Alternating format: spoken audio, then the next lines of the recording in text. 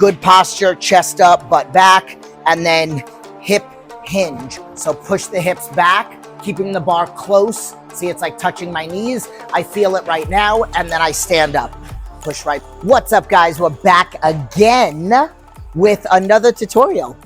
So I decided I wanted to teach about RDLs and stiff leg deadlifts. There are a lot of videos out there. I'm going to give you my version, teaching you about how to do the movement, what to feel, and then what the difference is for me. So when I'm cueing and coaching clients and teach them about an RDL and about a stiff leg deadlift, these are things that I get them to, why I word things the way that I word them. So we're actually going to show it 3 different ways. So we're going to show it on the barbell right here. Then we're going to show it on a Smith machine, which I do not prefer. If you remember from the video that I did with Eric, he likes doing it on the Smith machine. I do not. And then there's dumbbells. Out of all of them, I would probably say that I prefer RDLs on here, and I very rarely do stiff leg deadlifts. But if you're going to do stiff leg deadlifts, I would, or when I have my clients do it, I have them do it with dumbbells.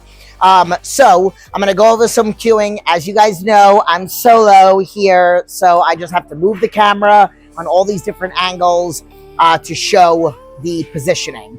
RDLs is an exercise that is good for glutes and hamstrings. So I'm going to teach you about how to not feel it in the lower back. I mean, technically you are bending over and then standing up, so it's like a hyperextension.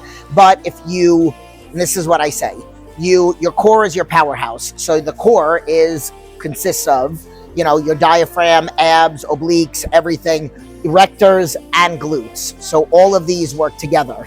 Now, to take the back out of the equation and work just hamstrings, glutes, and then you must keep your core tight, these are going to work together to not have this fire too much, okay? So you've got to keep your abs nice and tight.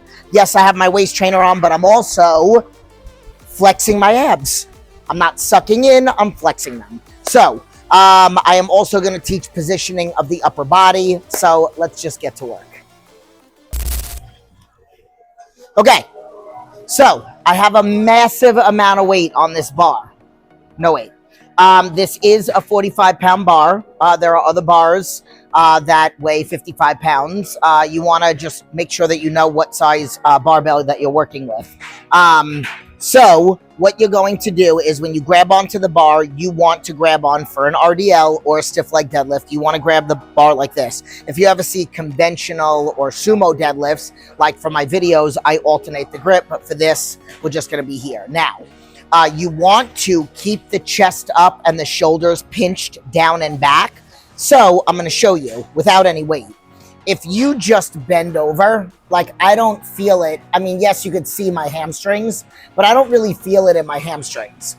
Everybody's range of motion is different. I have a client that keep her back flat. She's very flexible and she can touch the ground with dumbbells. I actually used to have to put her on a platform, okay? So when you're doing your RDLs, you want shoulders down and back. Your lats are engaged.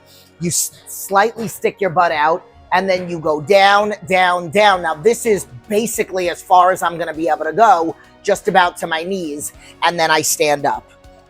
If you want to add a little extra glute fire, you can tuck the hips under. So what I'm going to say is you're not pushing forward like that, because that's my lower back. You're tucking under. So you could. I don't.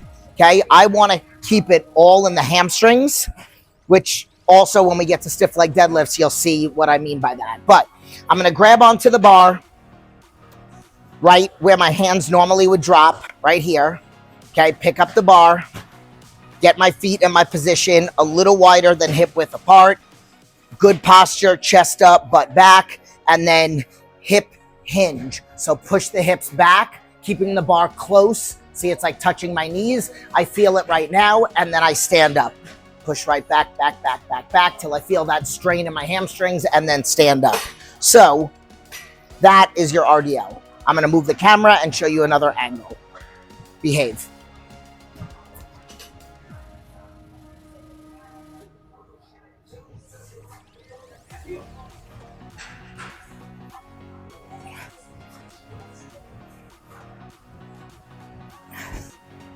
Okay, a little cue for you. You do not want to do what I just did, okay? With all exercises, you want neutral spine. So even though you want to look at your form, the last thing you want to do is turn your head to look at yourself in the mirror. That's how you can injure yourself, especially when the weight is heavy.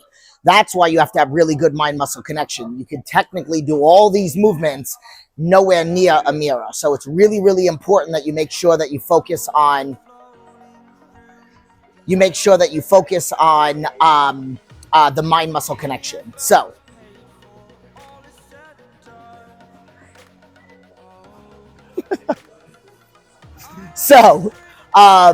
do not turn your head.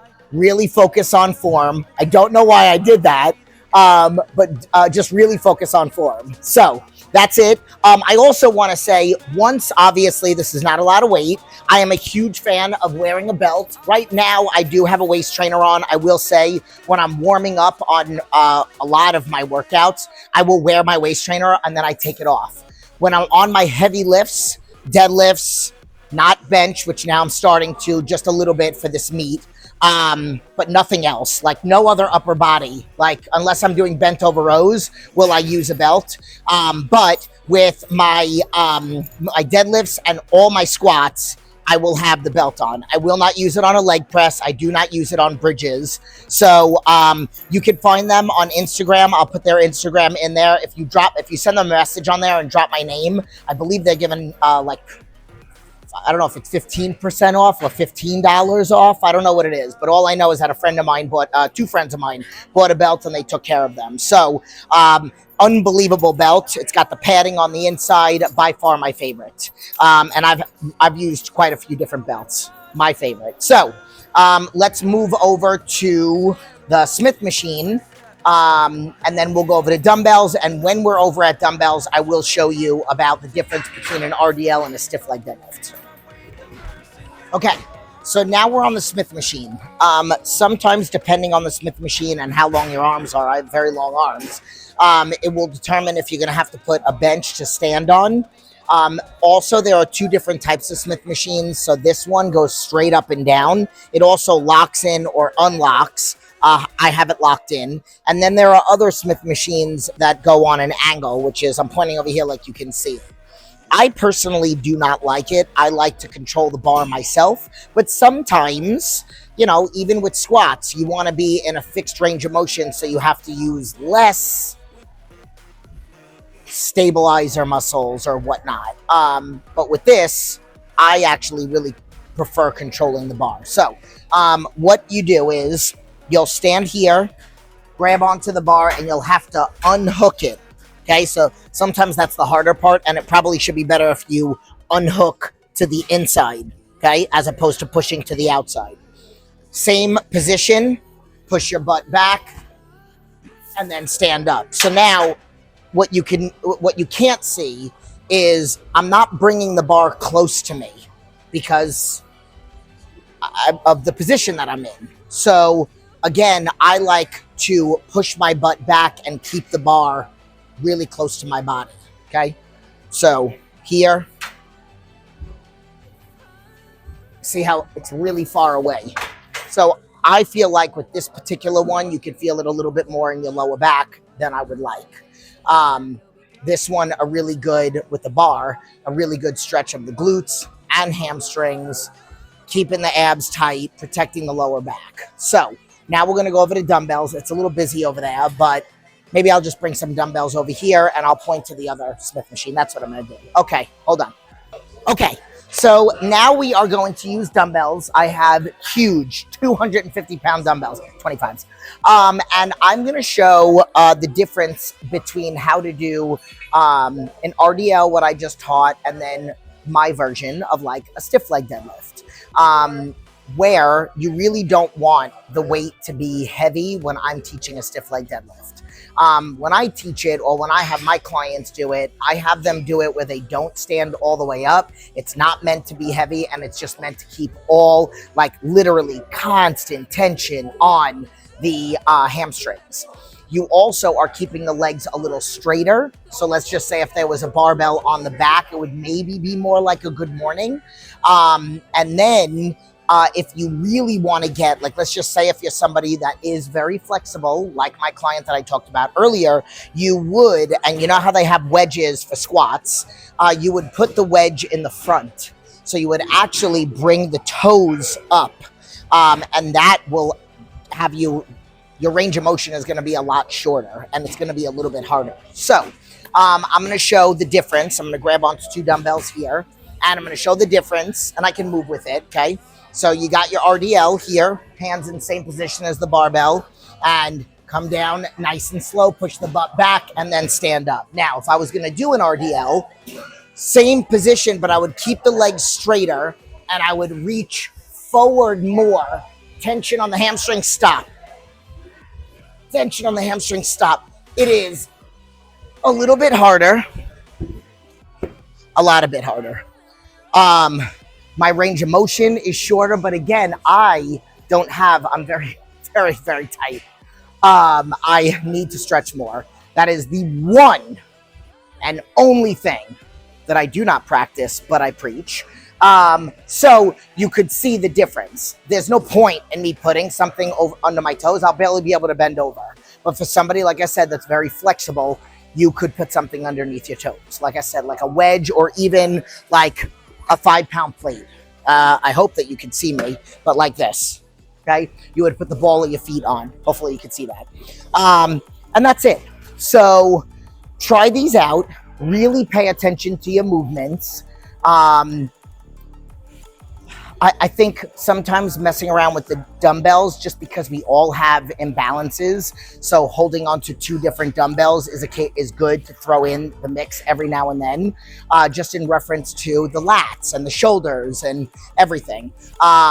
So I hope you guys like this. Pay attention to your body.